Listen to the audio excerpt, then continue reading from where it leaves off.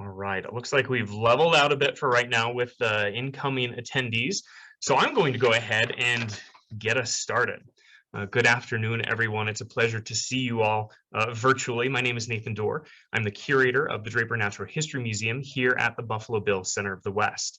Our assistant curator, Corey Anko, is joining us on the back end today, taking care of all the technology and keeping an eye on Facebook Live and chat features.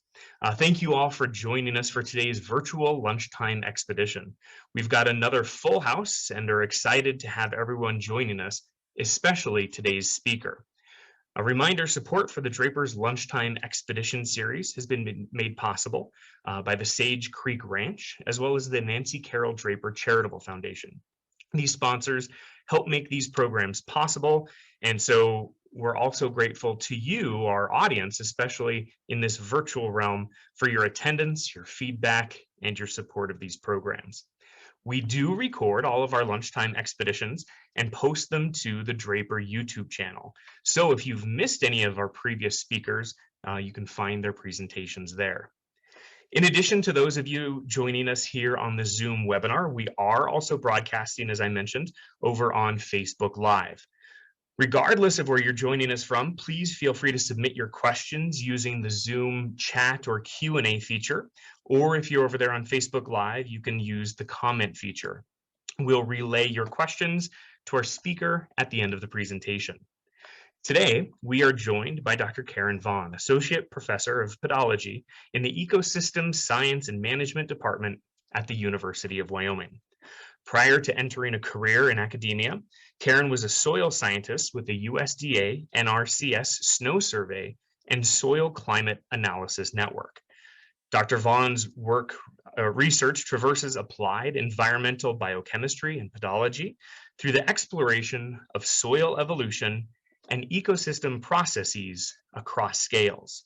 She also works with other scientists to explore the distribution and implications of diversity and inclusion within the field of soil science. Karen dedicates time to sharing soils information across a variety of platforms because she feels strongly about the importance of effectively communicating science and the role scientists play in the delivery of science to the public. She is a self-taught pigment forager and paint maker, and through her deep connections with the earth is thrilled to be on this mineral journey with all the other movers, shakers, creatives, and makers. When not working with soils, pigments, and paint, she can be found traversing the trails of southeastern Wyoming while trail running or wandering on foot or bike with her 2 children and husband. This September, she and 2 other soil scientists will be creating a documentary-style film weaving the story of soil through trail running. Please welcome our July Lunchtime Expedition speaker, Dr. Karen Vaughan.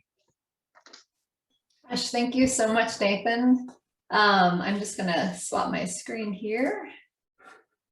And all right, jump right in. Thanks for that wonderful introduction. It's a lot.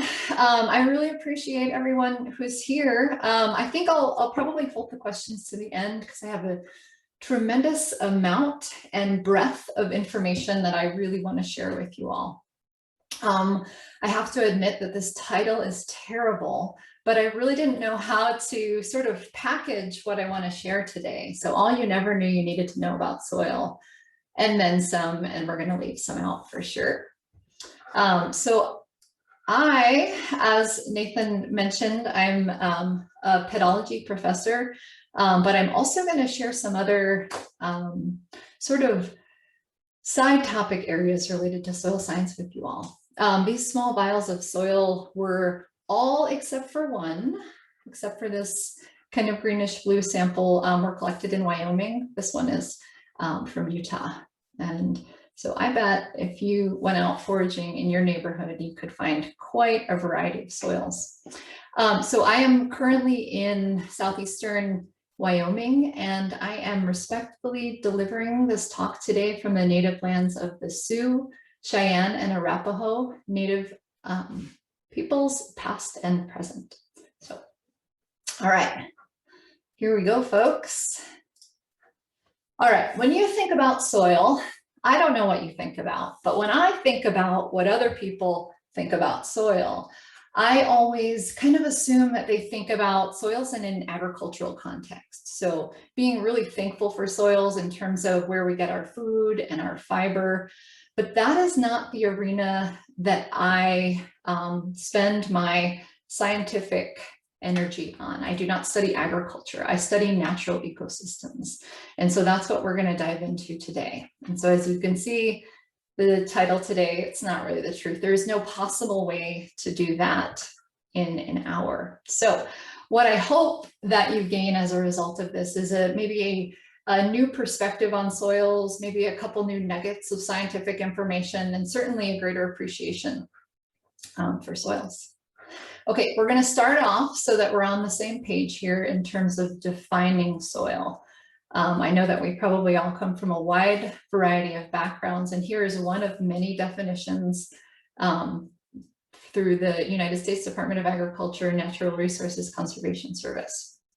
So soil is the unconsolidated or loose mineral or organic matter on the surface of the earth.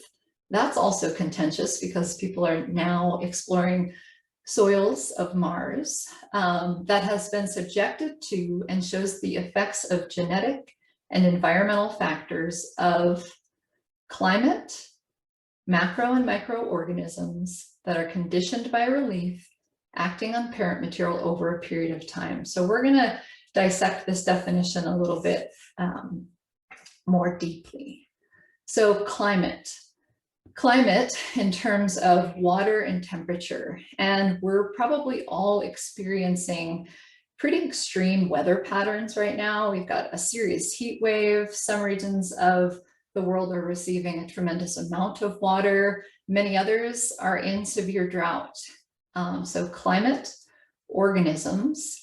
If you're going to take home one thing, maybe it could be that soils are alive. And so these organisms not only live in soil and function in soil, but they are a part of the soil. So from macro, think ground burrowing owls, to microorganisms like bacteria and fungi that are conditioned by relief,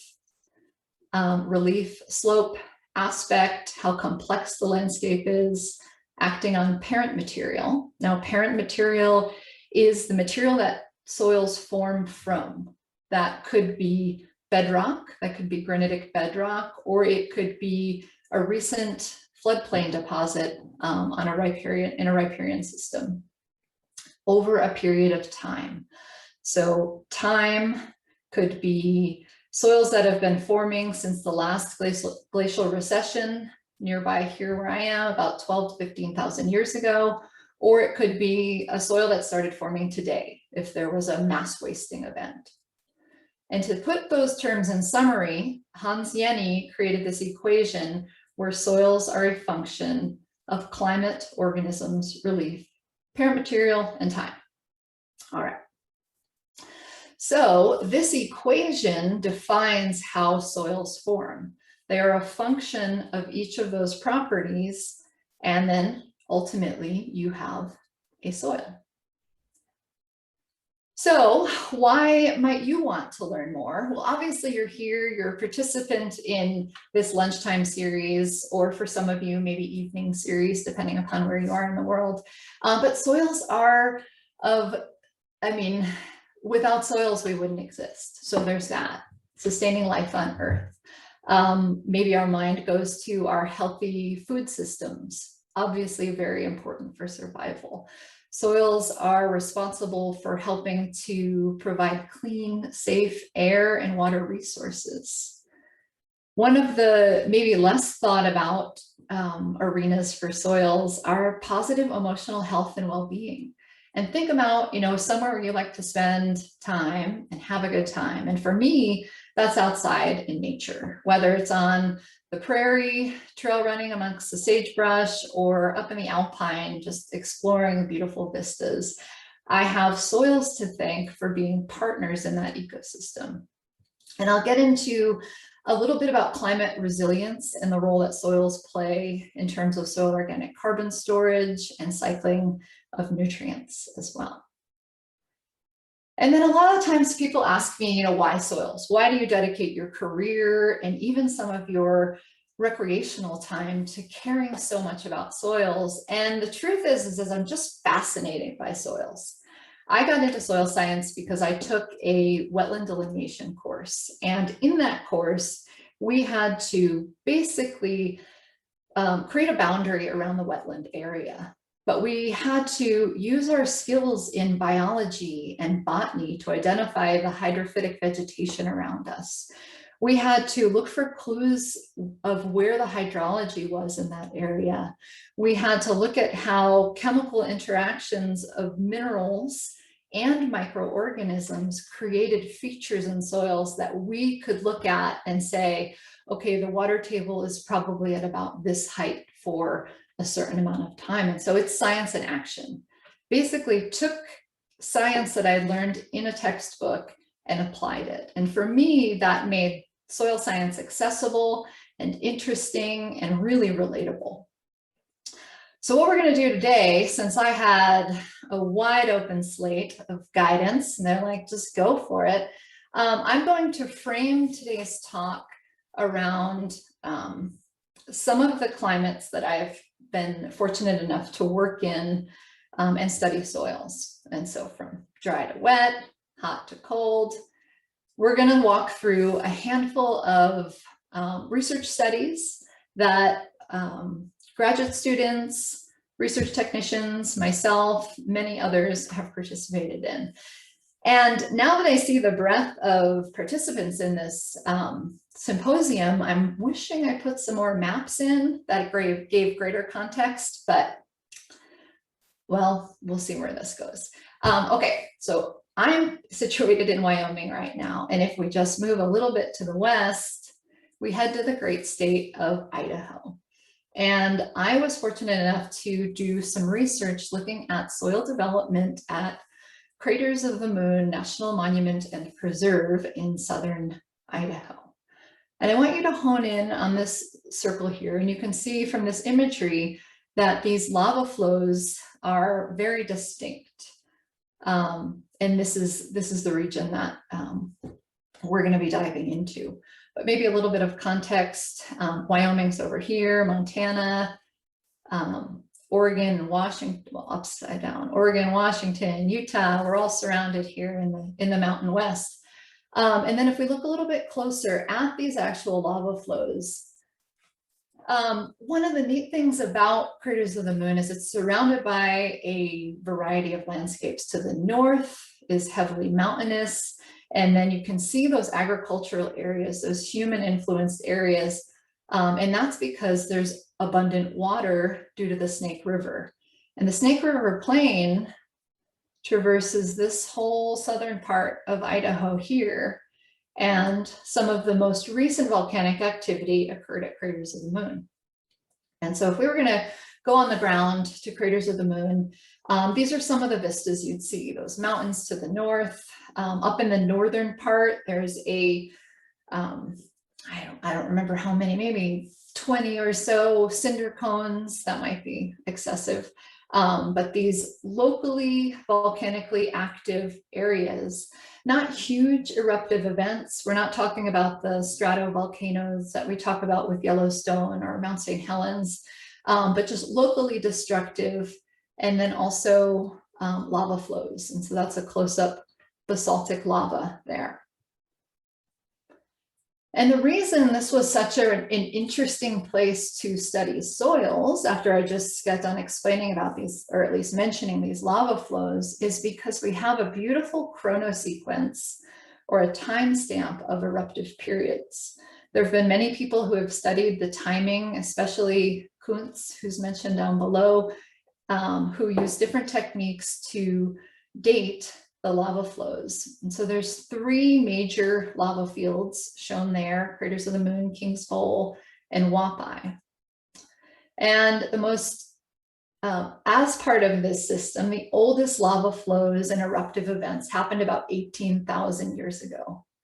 After that, there was another event 14,000, 12,000 years ago, 8, 6 and 7, 4, and then most recently 2, and then some more at 2,000 years ago. And so what this does is create a quantifiable chronosequence of lava fields so that we can then go and look at what sorts of soils are forming on these lava flows and create a soil evolutional sequence out there.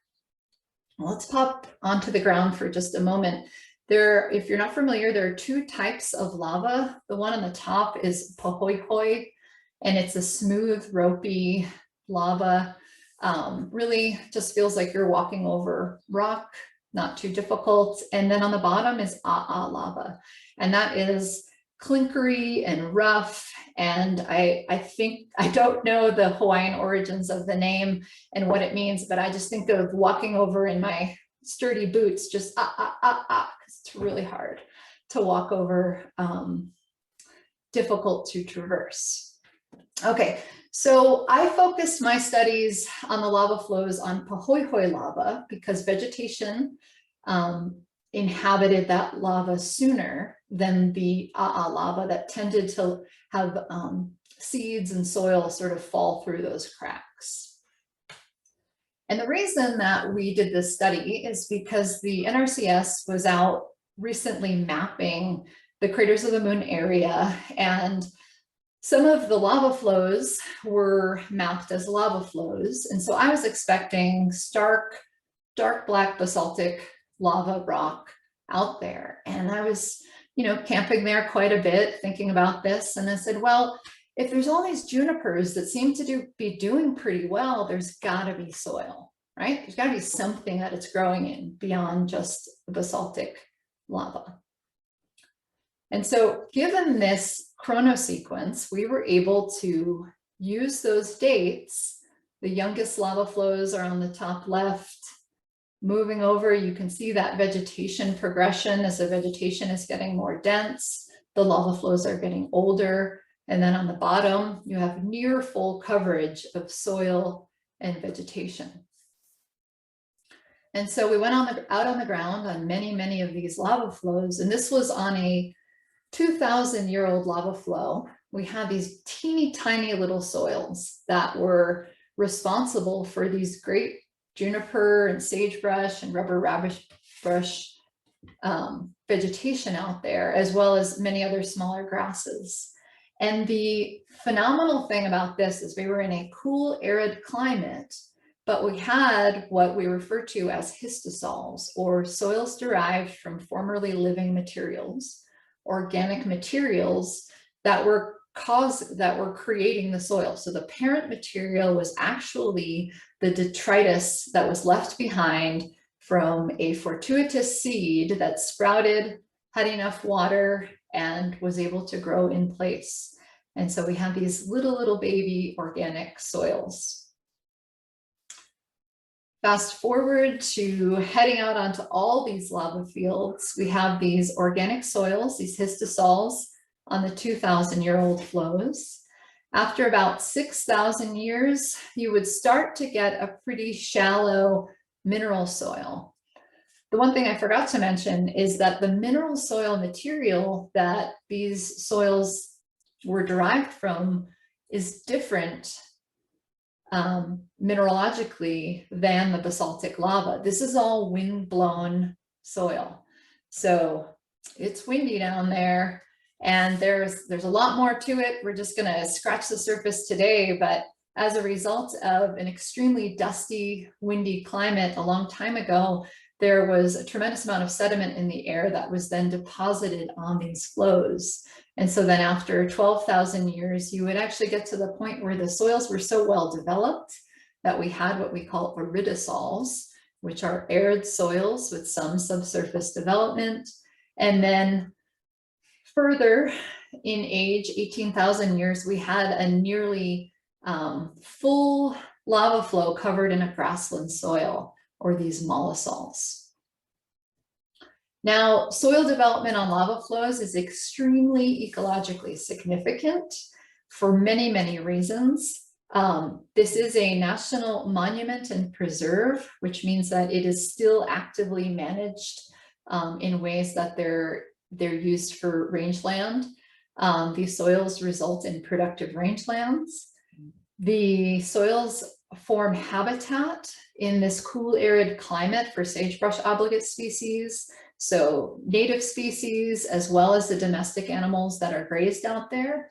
And it's a really interesting angle to think about the amount of organic carbon that's stored in these cracks in the lava in the young flows, all the way up to the full soil profile, storing a lot of organic carbon.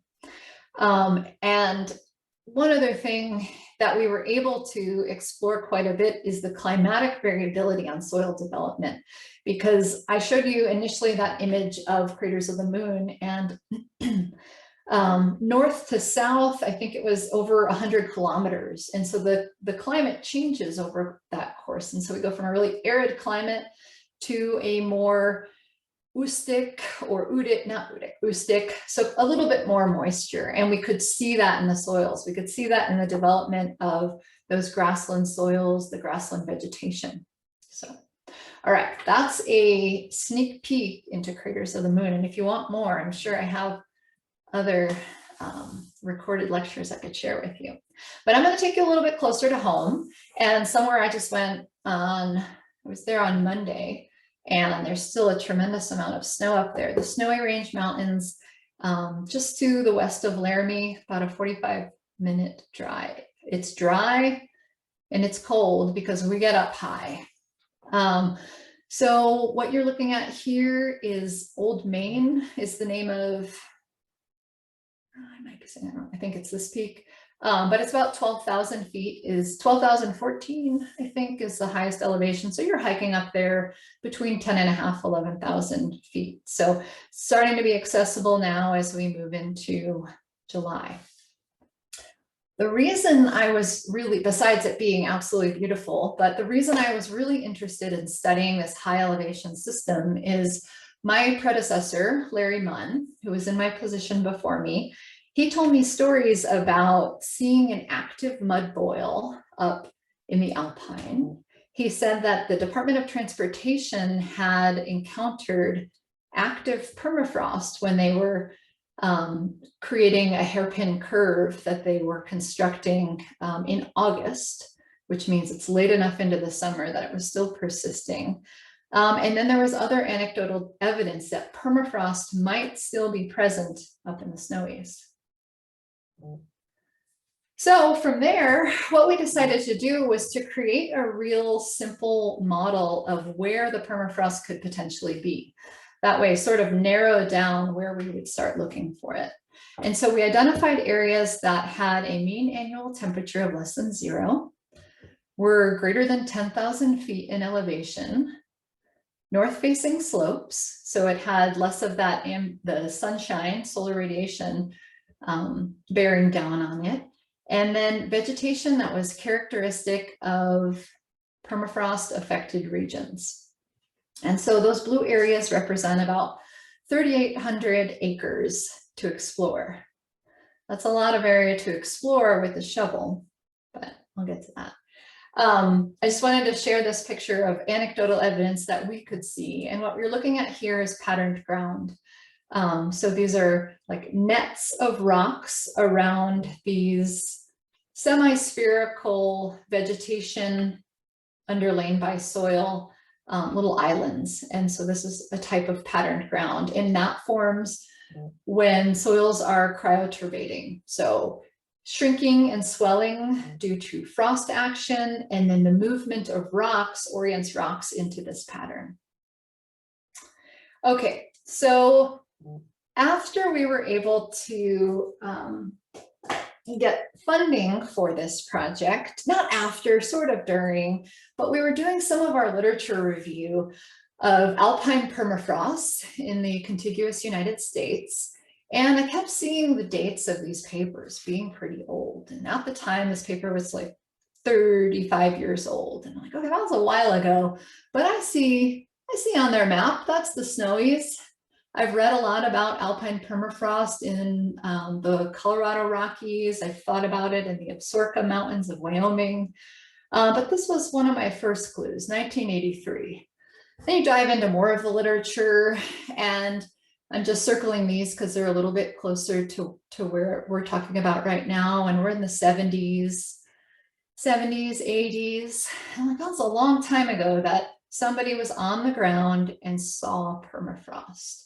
I couldn't find anywhere in the literature in the 90s and the 2000s and beyond where people were interacting with permafrost. So red flag, but kept going.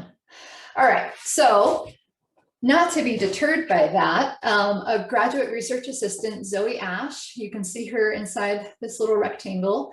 She set out she was driving this research to find permafrost. She didn't first start with a shovel. That's a tremendous amount of work to dig up there. What she did was use some geophysical tools, so ground penetrating radar, electromagnetic resistance, and she went all around those, maybe not fully the 3,000 acres, but as much as she could hike and run around these mountains to try to identify permafrost.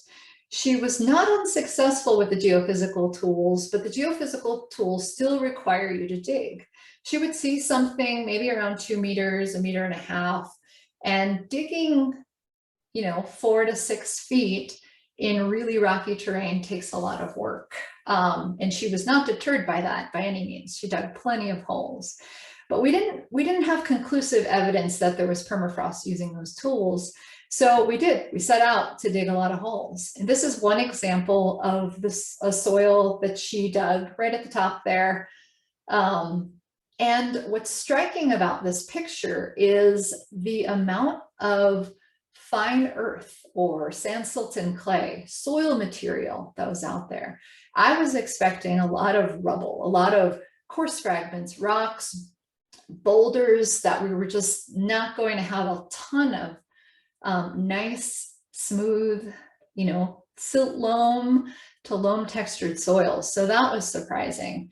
And then secondly, you can see this nice dark surface horizon. So a real increase in organic carbon at the surface. So maybe around 3% in these soils.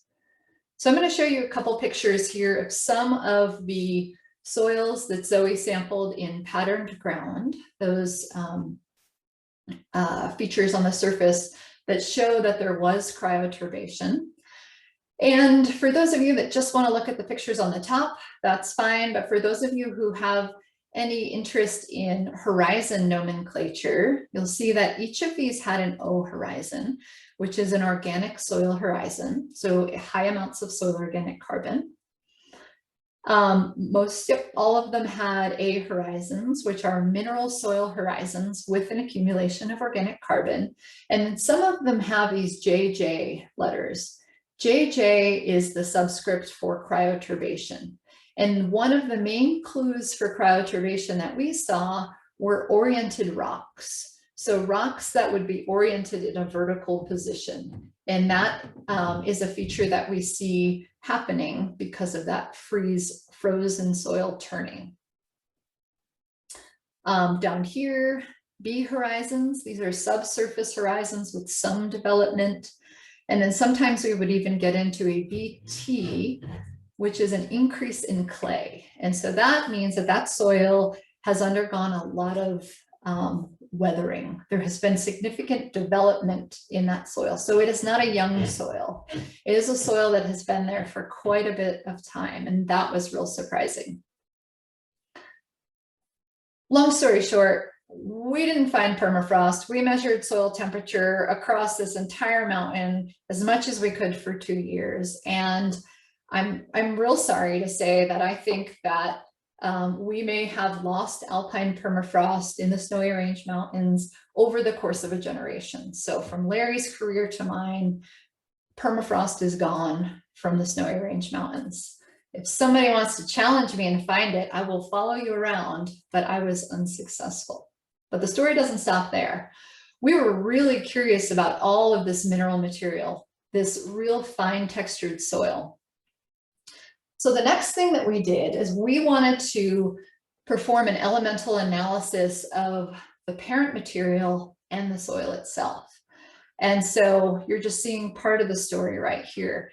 We are looking at the titanium to zircon ratio, which is a simple way to fingerprint minerals, to know where the origin of the soil is from. Is the soil more like the quartzite bedrock that falls over here, or is the soil more like a dust sample? So I collected soils from a valley about 30 miles to the west in the Saratoga Valley, west of the Snowy Range, in the opposite direction of the prevailing wind. So if the wind blew, that is a reasonable assessment of the dust that would fall in those mountains. And so if you think that the soil is more like dust, it'll fall up here. If you think the soil is more like the quartzite bedrock, the points will fall here. And there we go.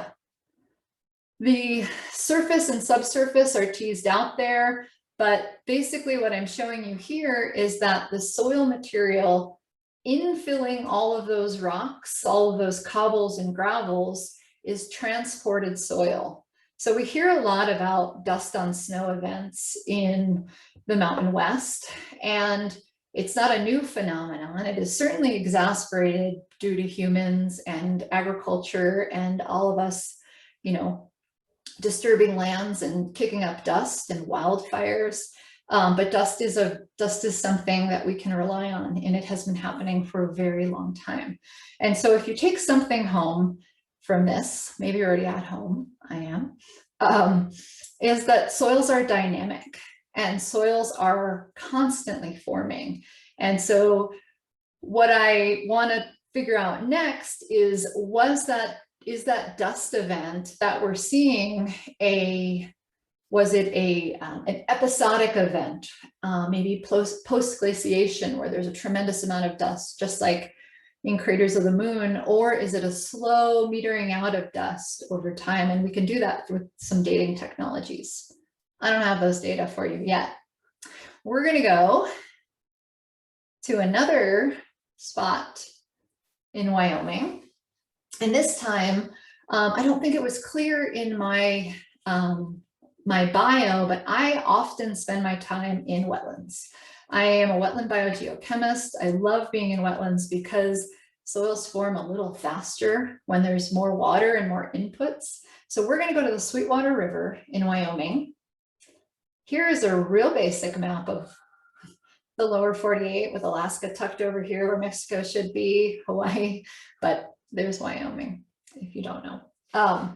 Okay, so we are going to an area that is sort of in the middle southern part of Wyoming, and it is a National Historic Trails corridor. This corridor was used by settlers in the 1800s as a superhighway. I mean, they probably wouldn't have called it that. There was a lot of death and destruction, I'm sure, that happened, but there was available water and forage for livestock, and it was an easier route to navigate because it was going through a valley. And so the Oregon, California, Mormon Pioneer, and the Pony Express all went through there, as well as numerous native trail networks that had already traversed this part of Wyoming, but just to give you some context. So it is an area that is considered protected by the Bureau of Land Management in Wyoming. Pop up to the top bullet here, and why are we interested in wetlands, in particular in Wyoming? Well, 90% of wildlife species rely on wetlands at some point in their lives, but only about 1.5% of Wyoming lands are classified as wetlands. Tiny amount of land, extreme ecological importance, not just for the wildlife, for many other species and reasons. I already told you about this one. Okay, so why am I here? Why am I interested in this corridor? Well, prior to 1999, there were no grazing management restrictions on these lands. So prior to that, there was open season-long grazing. There wasn't a cap on how many animals could be out there.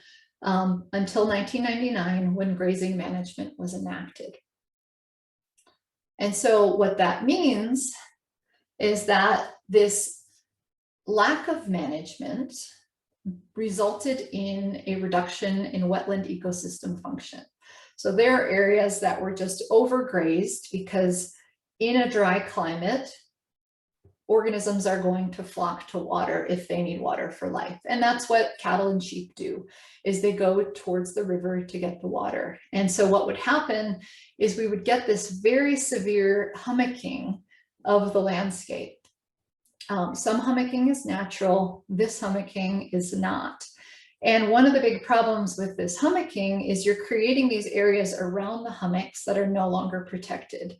And these soils are now exposed to air when they should have been saturated with water. When they're exposed to air, decomposition of organic carbon is really rapid. And then you have a subsidence of the overall land surface, as well as loss of organic carbon to the atmosphere. Down here, just a handful of wetland benefits. We mentioned the wildlife habitat and food production, but then also water storage. Water storage in the Sweetwater River basin is extremely important because if those wetlands can slow the flow of the water through those riparian systems, it is metered out slower on the other end. Carbon sequestration, flood mitigation, all sorts of benefits of wetlands. Okay, so let's take a peek at a couple of these systems. Here we're looking at one of our sites. This also happens to be a site that is right off of the Continental Divide Trail. So if you've ever heard about there is a mountain bike race or people hike the Continental Divide Trail, this it goes right through here. There's a natural spring where people are allowed to pop in and get water. It's just a really beautiful spot. All right, let's get to the soils.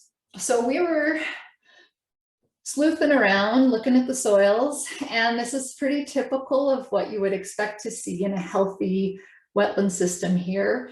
What we're seeing is organic rich, so formerly living materials. Down here, we see a graying, which I'll get to in a minute, is real common in wetland soils. So here's a typical cross section that we were studying.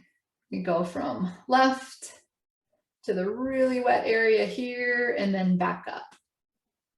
So put that in your mind and I'll draw it for you here. So you have the upland in the shoulder where those sagebrush communities were, a definite upland, a mini back slope, not talking like real significant slope, maybe exaggerated here, toe slope, channel of the river when it does meander through the exact center, and then back up the other side. And so our approach was to look at the soils and determine the wetland extent based on morphological field indicators of hydric soil. So what do we see in the soil that is shouting at us that this is a wetland soil? So we use this document called Field Indicators of Hydric Soil to do that. But before we jump into that, I want to define a few things with you. Hydric. So hydric soils are soils that form under conditions of saturation, flooding, or ponding long enough during the growing season to develop anaerobic conditions in the upper part. Basically, it just means that there's a high water table close enough to the surface for a long enough amount of time for it to become anaerobic. Okay, anaerobic is the absence of oxygen. So I'm going to take you on a little biogeochemical tour of the redox ladder. So walk with me. We're going to move through this pretty quickly, but we're going to focus in on just a couple things. All right. So up here, look up here at this aerobic zone. When oxygen is present in the atmosphere, like where all of us are sitting right now, aerobes are the dominant microbial communities that are doing the work. There's oxygen available. They're happily using oxygen as a terminal electron acceptor in their metabolism. They need those terminal electron acceptors to function. The free energy of reaction becomes more positive as we move down the steps. It becomes more positive, which is also less energetically favorable. So if there is oxygen, oxygen will be consumed first. When that's all gone, microorganism, the community present will use nitrate, manganese oxides, iron oxides, and so forth down the chain. But it's less energetically favorable. So if this is here, they're going to use that first. Ideally, since we want to know if the soil's aerobic or anaerobic, we would be aiming for this line right here. Is it aerobic or anaerobic? But there are no visual clues in the soil. We can't see or smell or hear. We can't tell when nitrate is being used. So we have to go a little bit deeper down this ladder to where the field indicators of hydric soil can be used. There are visual clues here. The first visual clue is manganese oxides. When manganese oxides are present, they're like a dark blackish purple color. And when we see them in soils, those indicate that it has been reduced at some point and it's been reoxidized to form those aggregates or accumulation zones in place. Unfortunately, manganese is not that plentiful in most soils, so we usually rely on iron. Iron is nearly ubiquitous. There's almost always a % or 2 in soils. When iron is oxidized, it's colored. It's yellow, brown, orange, red, black, purple, all the colors, depending upon the actual mineral present. And what we're looking at here, this orange stain is an iron oxide. When iron is reduced, it is colorless and soluble. And we see features such as this gray area or the uncoated mineral grains left behind. We can also use clues related to sulfur reduction. When sulfur is reduced, it forms iron monosulfide. It's this black color here. And then we can also smell hydrogen sulfide gas. That is an indicator of reduction that we can use. And then lastly, so we don't leave these off, there are, as we get lower, or if you look back up to the nitrate, gaseous emissions that can be measured, but it's not typically done in a standard field assessment. So we're going to use those visual clues I just mentioned to identify whether or not a soil is hydric. And these are some ways that those features express themselves in soil. You can see iron oxides here, and then more yellow iron oxides, probably goethite down here. This zone in here is an entire reduced zone, and more oxidized and reduced up here. So we use these visual clues to figure out where that water table is. Long story to get us back to this slide. Okay, so we dug a tremendous amount of holes, traversing 5 sites out in the Sweetwater to pinpoint where the wetland boundary was, how high up the hill it went. But one thing I didn't tell you is that soils are a keeper of secrets. When a soil's reduced, it holds on to that information. Even if it dries out later, you'll still see relic redox features in soil. And so what we were doing by digging these holes and looking for this line is we were looking at the historical wetland boundary. So the next thing we did is we need to figure out what is the contemporary boundary. So thankfully there's a tool for that. And it's a pretty simple tool. We used indicator of reduction in soil tubes, a fancy way to say a PVC tube coated in an iron oxide paint that we make in the lab. When you put it in the ground, if the soil is anaerobic and reduced with respect to iron, that iron oxide is going to become soluble and colorless and be removed from those tubes. So when we pull out these sets of tubes, we will know where's their active reduction happening today. And so we identified the wetland extent using iris films or iris tubes. So wetland extent based on the results of the iris tube. So this is the contemporary line. And if we take the wetland extent based on morphological features, subtract what we identified as the contemporary line, we can calculate what is the amount of wetland area lost. I'm not going to say what the reason is because we don't know that. We haven't proven that. Let me pretend I didn't say anything. Okay. So what we did at 5 sites across many different replicates were identify an average historical wetland extent. So we had a length. We used a cross-sectional length. Then we measured across that same transect the contemporary wetland extent using iris tubes, calculate the percent of that length lost, and then calculated over these 5 sites, what is the wetland extent loss across these 5 sites on average. Then back of the envelope calculations, if we want to sort of big picture, look back at the National Trails Historic Corridor. Of all of the land in the National Historic Trails Corridor, most of it is arid uplands.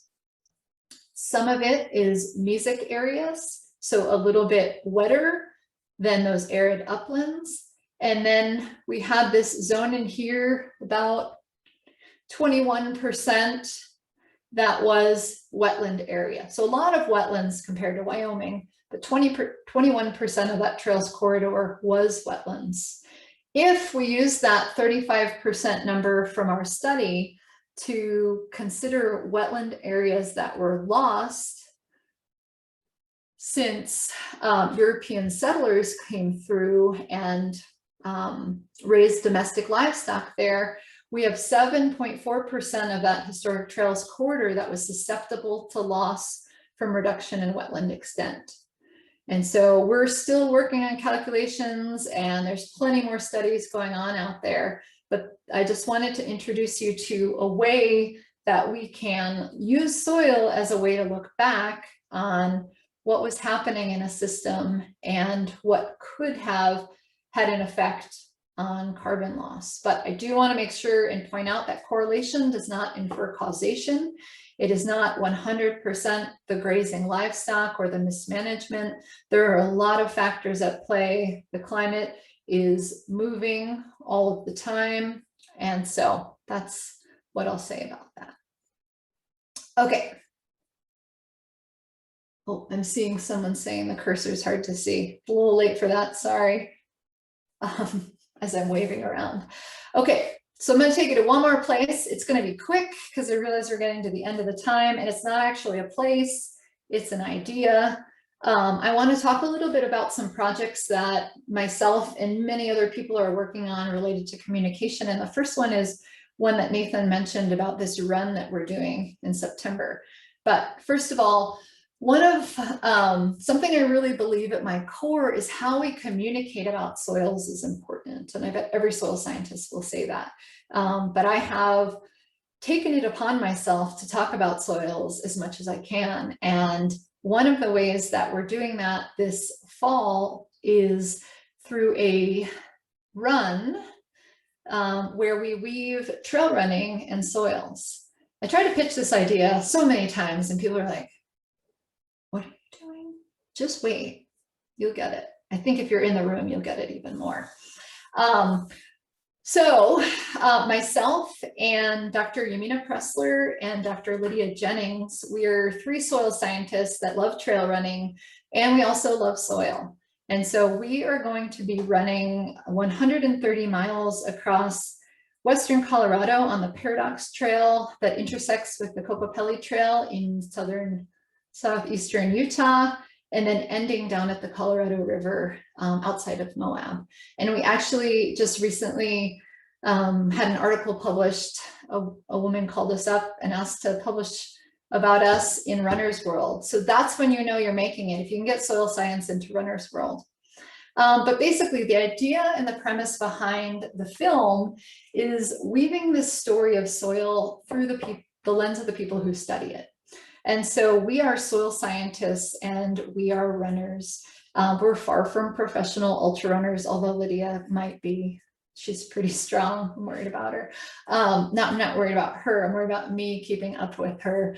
But we're going to run the longest distance that we've ever run to traverse different ecosystems and talk about soils in a context of outdoor recreation. Because we feel pretty strongly that outdoor recreationalists love the outdoors. They love nature. They love the charismatic megafauna, the moose that walks through that wetland, or the beautiful trees or wildflowers. But because soil is buried below your feet, you don't get a chance to experience it or really interact with it on a level that we do as soil scientists. So we're going to share that, and our run will be early September. So if you're interested, you can check out our website. Another way that I have really I get so much joy out of fusing these worlds of art and soils. And so I was really lucky to partner with an artist at the University of Wyoming, Diana Baumbach, to create an exhibit called Soil, the Rainbow Below with her, and showcase how the beauty of soil and the actual physical pieces of soil can be created into art. So she took soils and plants from some of my research sites and created these absolutely stunning pieces. She created paper and then made weavings from these paper. So some of the dark brown is actually organic soils that she made into paper. Some of these that are lighter in color are the plants from the research site. But she created these paper textiles and thought about them akin to other floor coverings, drawing parallels to the Earth's surface that we walk on.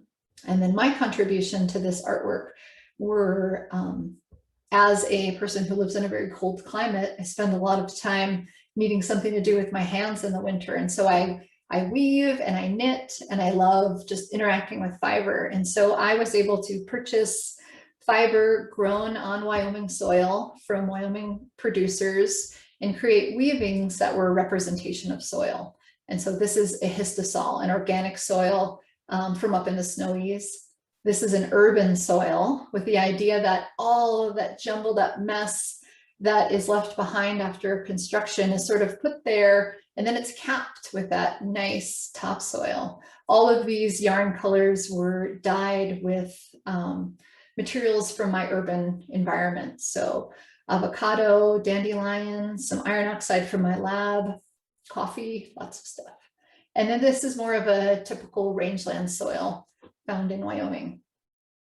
Okay, last project, and it's only 2 slides here.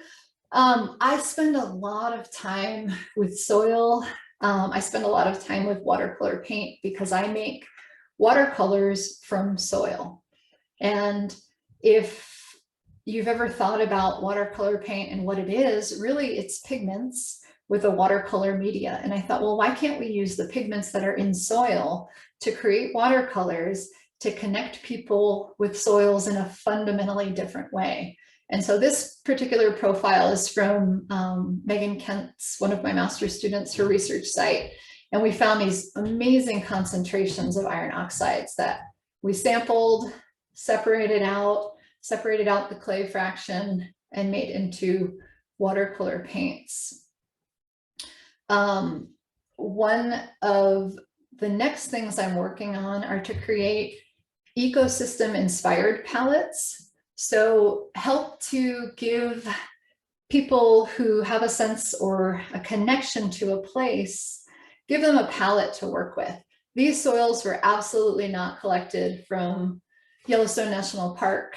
That's illegal. If you ever collect soils, make sure that you know the rules and regulations around it in terms of permission and also transporting soil. That's just a little asterisk, so nobody thinks that. It says it here on the card if you can read it.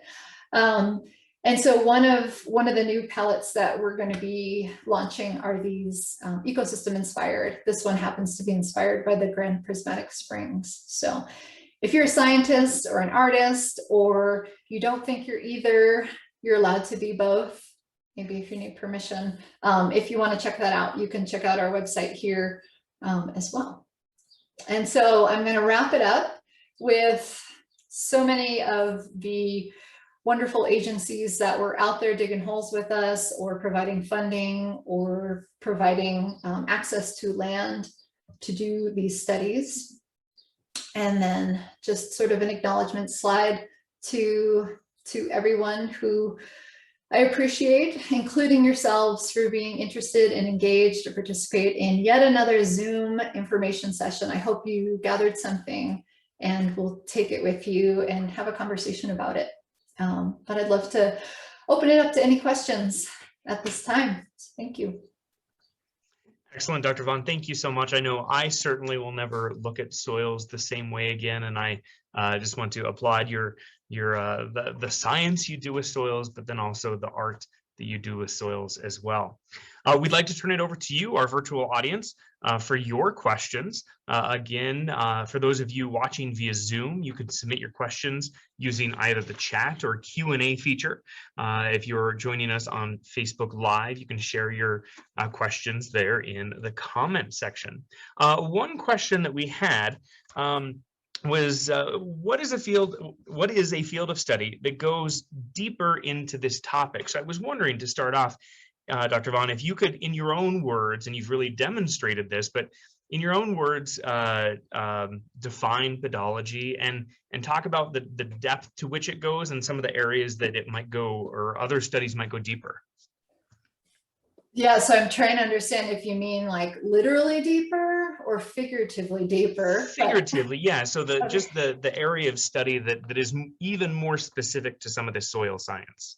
Oh, sure. So I'm a pedologist. I study how soils form. So soil genesis, soil development, how do those factors of soil formation interact to form different soils? And so I'm maybe more of a mineralogist, geochemist than some other folks, but within soil science, there are many disciplines, including soil ecology, soil physics, soil chemistry, soil fertility, and pedology, and we work in tandem. I am not an expert in all of those. As a pedologist, I'm actually more of a generalist.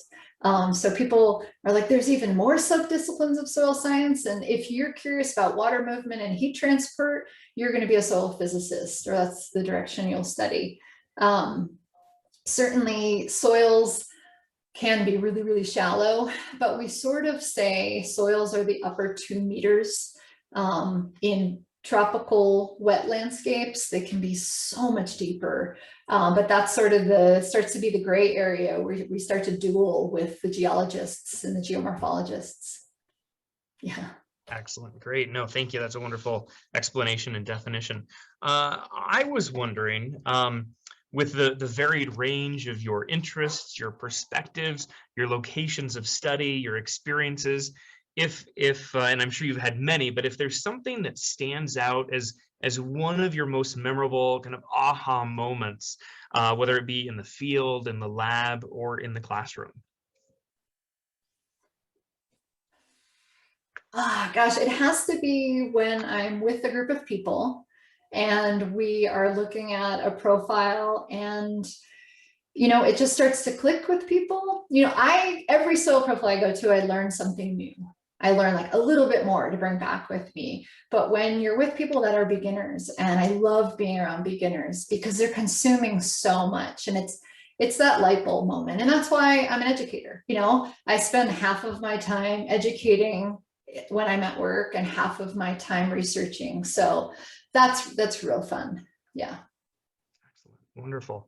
Well, I'll turn it over one more time just to make sure we don't have any additional questions. Lots of compliments for a wonderful program. And I know Tom had a great comment up here, if I can scroll back up to it, noting, let's see, you mentioned interesting, another piece in the puzzle of environmental change, which I think is a great piece to end on. So Dr. Vaughan, thank you again for taking your time out of your schedule to visit with us and to share your knowledge, your experience, and obviously your passion for this topic. Another big thank you to our sponsors, Sage Creek Ranch, the Nancy Carroll Draper Charitable Foundation, for their support of the Lunchtime Expedition series. And just a reminder, I know I've seen a few comments and Corey has caught them, but just a reminder that this presentation has been recorded and will be uploaded to our YouTube channel. So if you've missed anything, or as some have mentioned, they would like to share it with others, you'll be able to find it there. Just go to your preferred web searcher and look for the Draper Natural History Museum YouTube, and it'll be, when it's uploaded, the first video there on the list. There's also a playlist for all of our lunchtime expeditions by year, and you'll be able to view and share it from there. I also encourage everyone to stay tuned for email updates on upcoming lunchtime expedition speakers. We'll have a speaker coming up exploring water in the West in August. And if you've registered for today's webinar, your email has been added to that list, which you can unsubscribe from at any time. If you aren't on that distribution list and would like to be, please let us know and we'll get you added. I did see one last question that come in. I want to make sure. What characteristics make a soil conducive to being transformed into watercolor pigments? Right. So, I mean, you can make anything that you can crush or grind into tiny, tiny particles into a pigment. I harness the natural power of soils, having already done that. And so I'll separate out the clay and fine silt and mold that into the watercolor paint. But there are people that crush up rocks, and I don't have the tools for that, nor the patience, nor the arm strength. But any soil, as long as it's not too sandy, because then you're only ending up with a small amount of that fine fraction. So the clayier, the better. And those of us in Wyoming, you probably want to avoid all that bentonite that we have, all that shrink swell clay, because if it shrinks when it dries, it's going to shrink when you make watercolor paint as well. So. Excellent. And another one rolled in, looking at, there was hardly any snow machine use in the snowy range in the 80s, but their presence is now extensive. Have you noticed any soil compaction or other impacts as part of the research you've done? Gosh, that's really interesting. I mean, I guess I don't know the common snowmobile route trails they use. I know once you're on snow, you can go all over the place, and the idea is there's less impact. But no, Barbara, I haven't particularly.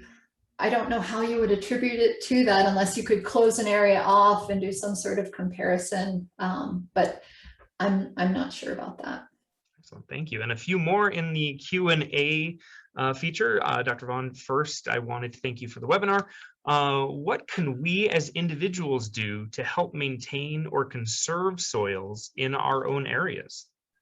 Right, yeah, so okay, you're like, great, I'll learn something. Now, what do I do? And, it's from, sorry, it just started to hail really loud here, so it's a little distracting. From educating the people around you, having those conversations over lunch with a colleague or a friend or your children, but make choices. You can make choices in the grocery store that support, different types of growers. If you have a local farmers market, I mean, that's certainly a great place to start. We here in Laramie, we have a wonderful trails network. Volunteer on trail days and help out with trail building if that's your angle. But all of us have a vote. And all of us can do work at the ballot. If you don't want to be a public figure, you can certainly vote for someone that shares your ideals. Yeah, that's a great question. I hope to have a new page up on our website, the fortheloveofsoil.org, for okay, action items, like tiny ones, big ones, huge ones. But we are working on that because we were hoping to start sort of a soils advocates in response to the We'll Run for Soil project. Maybe this will push me to go do it. Excellent, very good. And then it looks like one last one, kind of in follow-up to that last one. Did you find, or have you found any microplastics in the soil samples? Yeah, that's not, I don't specifically study that, and they're tiny. So we're talking like microscopy type stuff, and I have zero doubt if there's blowing dust, there's blowing microplastics. Absolutely, especially in an agricultural context where like a lot of plastic mulches are used. That's a big area of concern. Excellent. Well, very good. Dr. Vaughan, again, it's been a pleasure having you join us today. Thank you. And of course, thank you to everyone else who joined us. Be well, and we'll see everyone hopefully at the next Draper Lunchtime Expedition. Thank you all. Thanks.